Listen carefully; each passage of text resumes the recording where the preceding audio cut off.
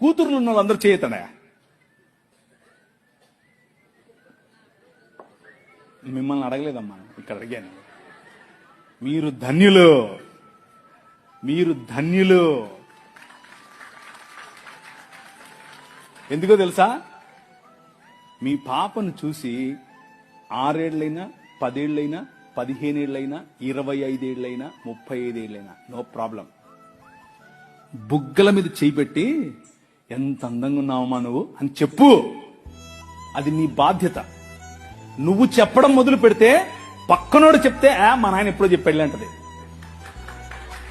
అర్థంగా? నీ కూతురు దగ్గరికి తీసుకో, కౌగిలించుకొని చెప్పు, ఐ లవ్ యూ బెటా. అబ్బా ఎంత అందంగా ఉన్నావే నువ్వు, అచ్చం అలాగే ఉన్నావు, అచ్చం మీ అమ్మలాగా ఉన్నావు, అచ్చం మా అమ్మలాగా ఉన్నావు. వాళ్ళకి ఎంత అందం తెలుసా? అది ఎంత సంతోషపడతారు తెలుసా?